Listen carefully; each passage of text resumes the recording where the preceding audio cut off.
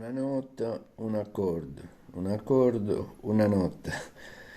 Come prima purtroppo non ci sono più, chi lo sa, se si riesce a guarire questa eh, stenosi che mi sta torturando praticamente. Comunque, ciò che trovo interessante magari è la melodia, è nata stamattina.